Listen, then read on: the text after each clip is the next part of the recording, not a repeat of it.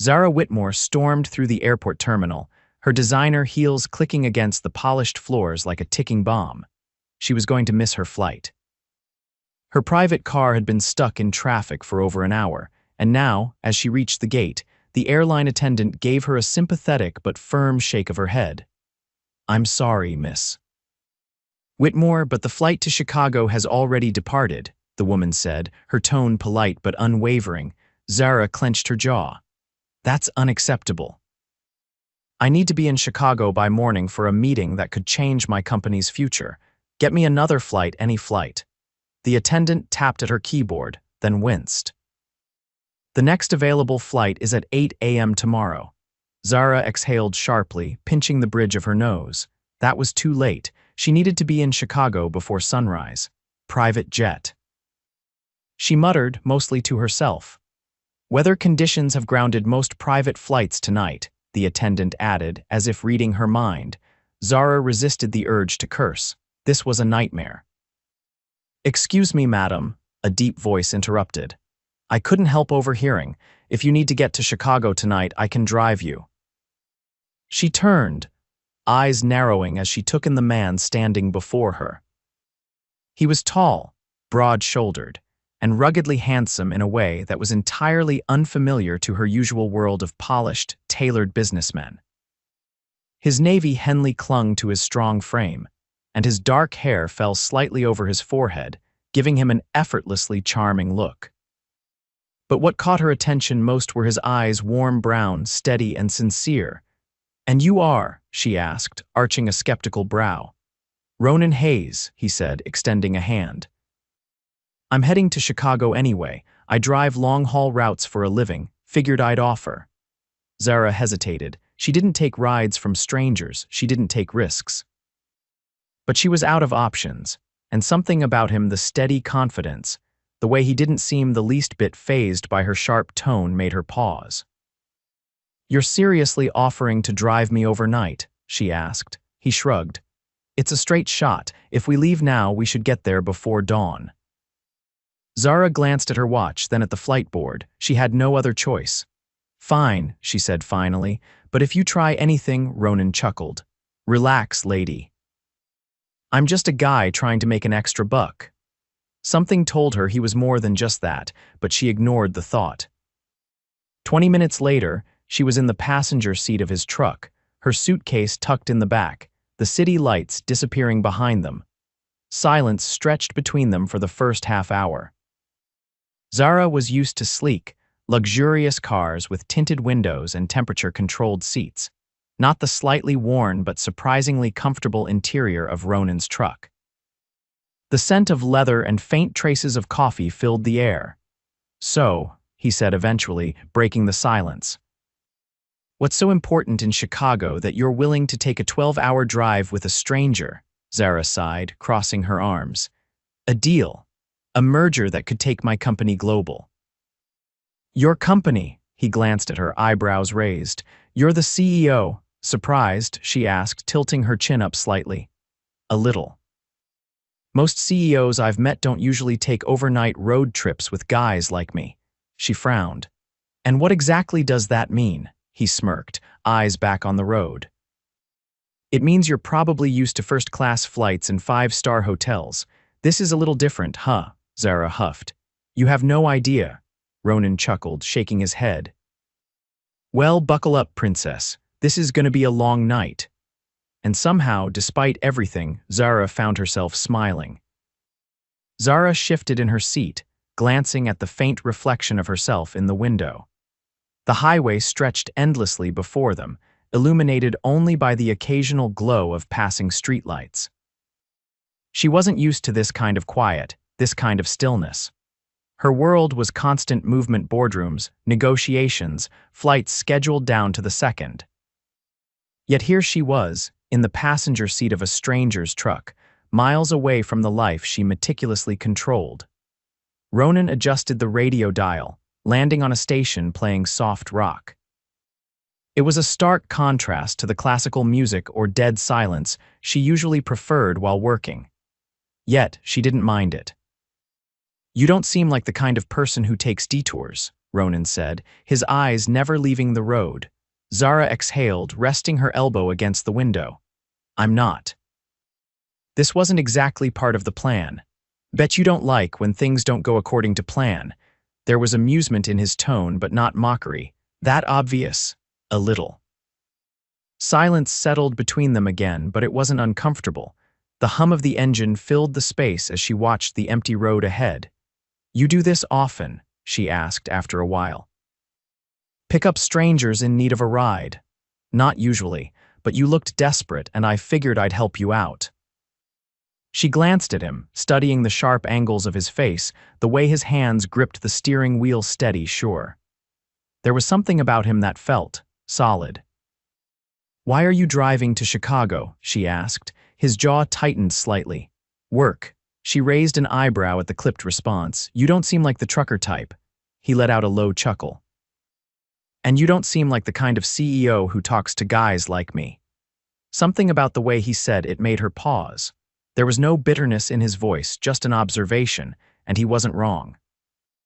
She didn't usually engage in small talk with anyone outside her corporate sphere, but something about Ronan made her want to know more. What did you do before this? She asked. He was quiet for a moment before answering. Construction, owned a small company for a while. What happened? He flexed his fingers slightly against the wheel. Life. She recognized a closed door when she saw one. He wasn't going to elaborate, and for once, she didn't press. Instead, she leaned her head back against the seat, letting her eyes drift shut. The rhythmic hum of the truck, the soft music, and the steady presence of Ronan beside her was oddly soothing. She wasn't sure how much time had passed when she felt the vehicle slow.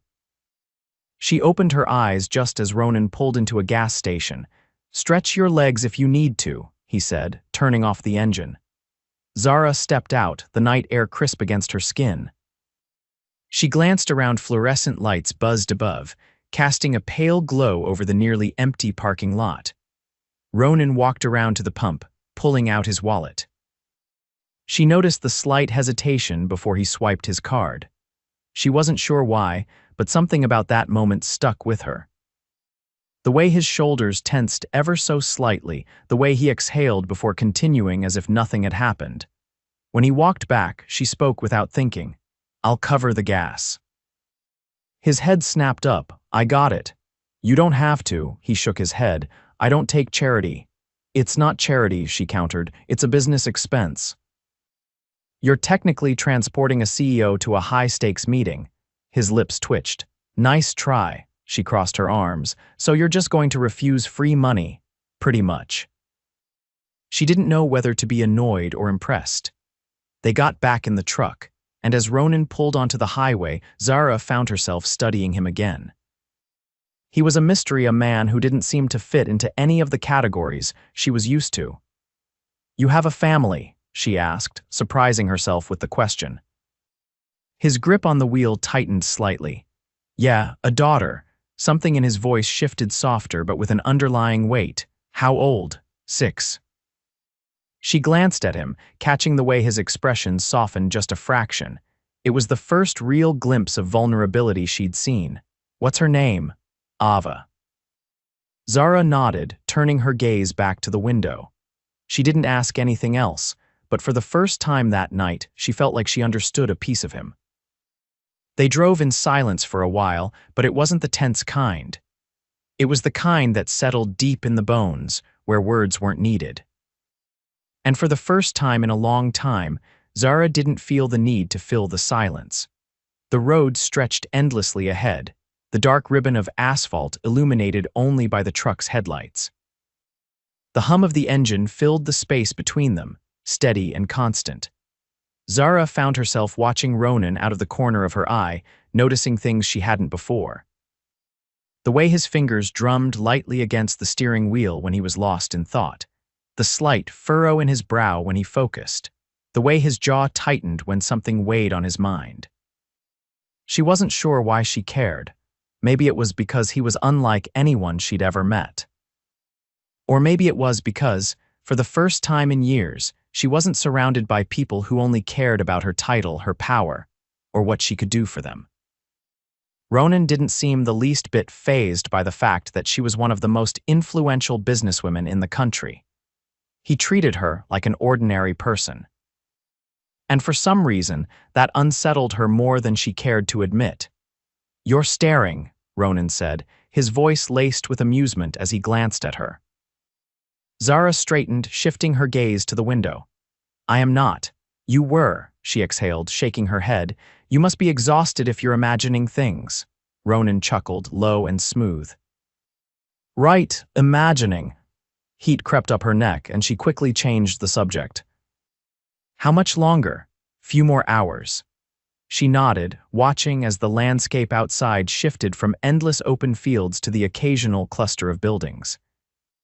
It was too late for most towns to be alive with activity, but she caught glimpses of neon signs flickering in the darkness. A 24-hour diner, a rundown gas station. A lone convenience store with a single car parked out front. "You hungry?" Ronan asked, as if reading her mind. "No," his eyes flicked toward her. "When's the last time you ate?" She hesitated. Between the chaos of the airport, the stress of missing her flight, and the rush to find a way to Chicago, she hadn't even thought about food. Ronan let out a knowing sound. "That's what I thought." Before she could protest, he was pulling into the parking lot of a roadside diner. The neon sign buzzed weakly, casting a dull glow over the cracked pavement. It was the kind of place she would never have stepped foot in under normal circumstances. Yet here she was.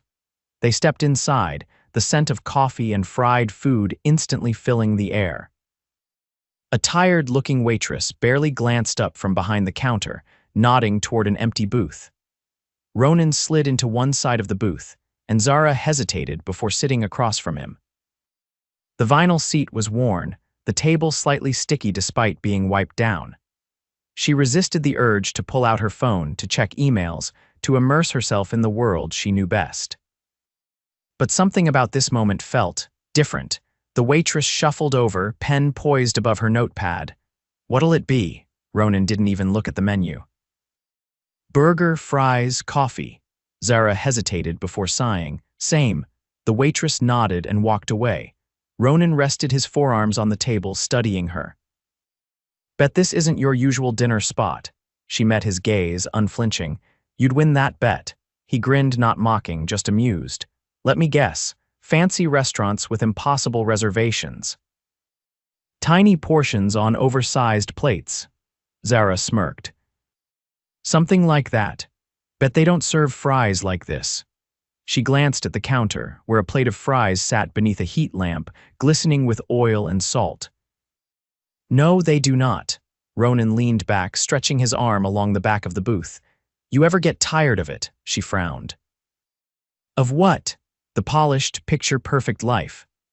Zara opened her mouth to argue, to say that she loved her life, that she had built it from the ground up with her own blood, sweat, and sacrifice. But the words didn't come. Ronan watched her, something unreadable in his gaze. "Didn't think so." The waitress returned, setting their plates down with a dull thunk. Zara stared at the greasy burger in front of her, then at Ronan, who was already taking a bite like it was the best thing he'd ever tasted. She hesitated for only a second before picking hers up. The first bite was messy, sauce dripping onto the wax paper lining the plate. It was nothing like the elegant meals she was used to. And yet, it was the best thing she'd had in a long time. Ronan grinned. "Told you." She rolled her eyes but took another bite. For the next 20 minutes, they ate in comfortable silence, occasionally exchanging brief comments about the food, the diner, the odd characters sitting at the counter. It was easy, uncomplicated. When they finished, Ronan slid a few bills onto the table before Zara could reach for her wallet. She arched a brow. "I could have paid for that. I know. Then why didn't you let me?" "Because sometimes you just let people do things for you." She didn't have a response to that. Back on the road, the air between them felt different, lighter, more charged. Zara leaned her head against the window, exhaustion creeping in. The tension in her shoulders had eased, the constant buzz of stress that usually lived beneath her skin, quieter than it had been in years. She wasn't sure when she drifted off, but the next thing she knew, the truck was slowing down. "We're here," Ronan said softly. Zara blinked, straightening. The Chicago skyline loomed ahead, the city lights glittering against the pre-dawn sky. Her heart clenched unexpectedly. She should have felt relieved. But instead, there was a strange, unfamiliar ache in her chest, because this meant the journey was over, and she wasn't sure she was ready for that. The towering skyline of Chicago gleamed through the windshield, a stark contrast to the quiet highways they'd traveled through the night. Zara had spent years mastering the art of arriving composed, unreadable, untouchable. But as Ronan pulled up to the grand entrance of her hotel, a strange weight settled in her chest. The valet attendant approached the truck, eyeing it skeptically before his gaze landed on Zara. His posture straightened, recognition flashing in his eyes. "Miss Whitmore, we've been expecting you." Zara barely heard him. Her fingers curled in her lap, the warmth of the night's journey fading as reality came crashing back. The hotel's gold-plated doors shimmered under the early morning sun, a symbol of everything she had built, everything she had fought for. And yet, none of it felt as significant as the man sitting beside her. She turned to Ronan. He rested his hands on the wheel, his expression unreadable, though something flickered in his eyes, something she wasn't sure she was ready to name. "This is you," he said, his voice steady but quieter than before. She swallowed, hesitating. "Yeah," a pause, the kind that stretched too long, filled with things unsaid. "I should go," she added, though the words felt wrong in her mouth. Ronan nodded. "Yeah," but neither of them moved. The valet cleared his throat, shifting awkwardly. Zara barely heard him. This wasn't supposed to happen. She had been so sure this would end the moment they reached Chicago. That she'd step out of the truck, walk into her world, and forget the way Ronan made her feel like something more than just a name on a Forbes list. But now, faced with the reality of leaving, she wasn't sure she could. Zara. Her name on his lips sent a shiver down her spine. She met his gaze and saw it the same hesitation, the same ache pressing against his ribs. She had spent her life making calculated decisions. This wasn't one of them. Before she could overthink it, she leaned in. The space between them collapsed in an instant, her lips brushing against his in a kiss that was both uncertain and desperate. Ronan inhaled sharply, startled, but his reaction lasted only a second before his hand moved to the back of her neck, pulling her closer.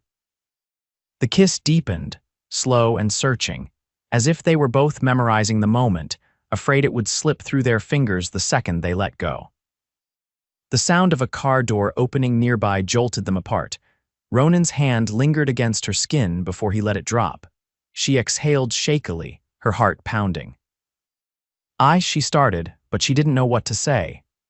Ronan's gaze searched hers, something unreadable flickering in his expression.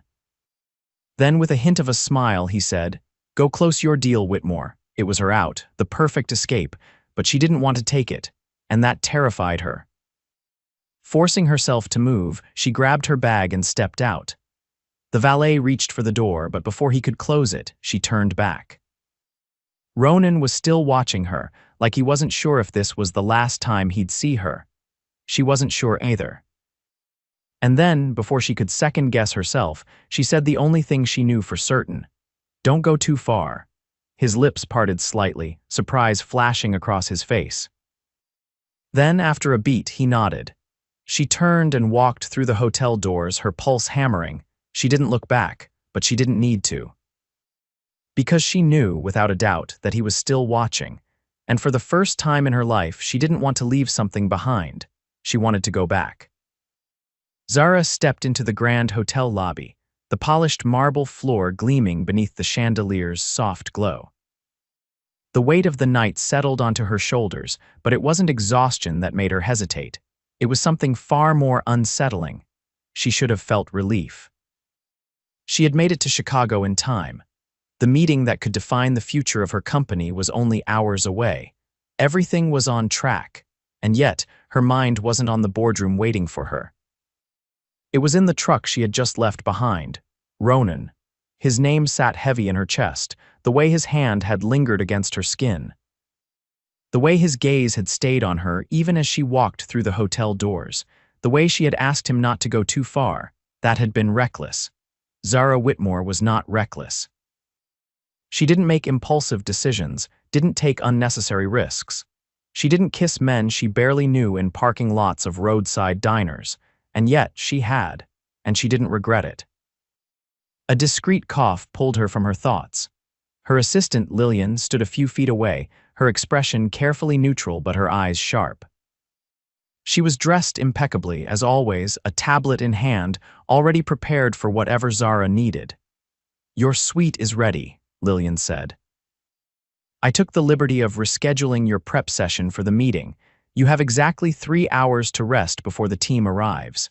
Zara nodded, forcing herself to focus. "Thank you, Lillian." "Anything pressing?"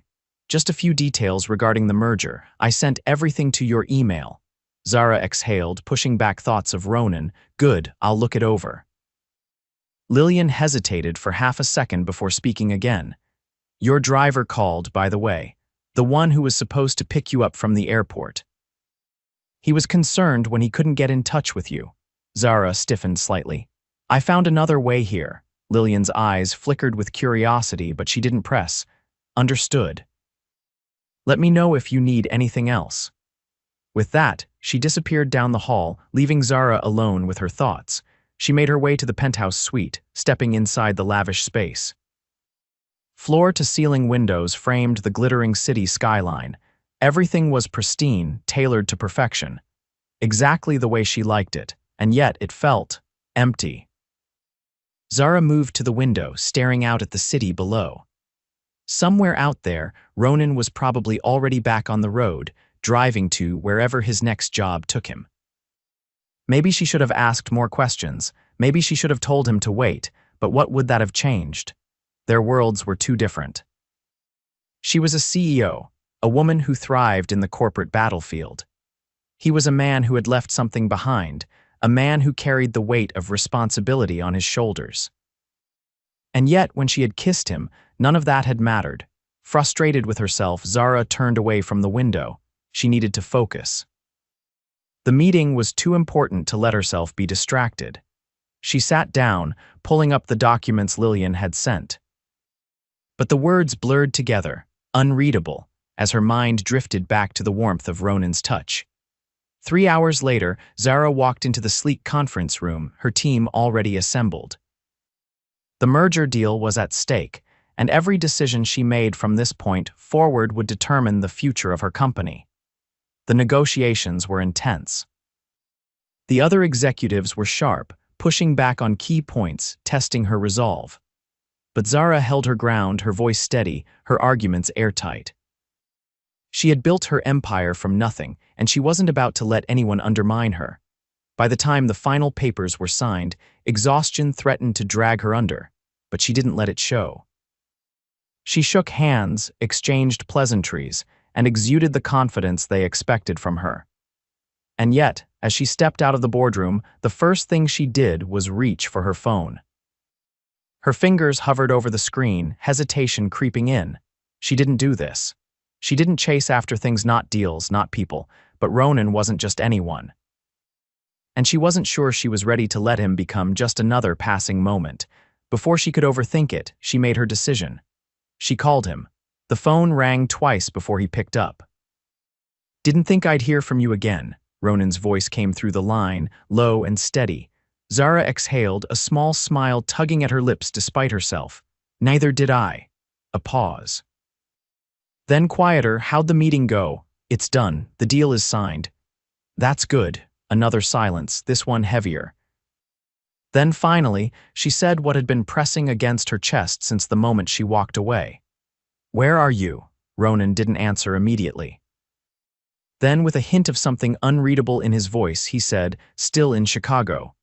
Her breath caught. She hadn't expected that. "Thought you'd be back on the road by now," she admitted. "So did I." Her grip tightened around the phone. "Zara," he said, her name laced with something she couldn't quite define, "tell me what you want."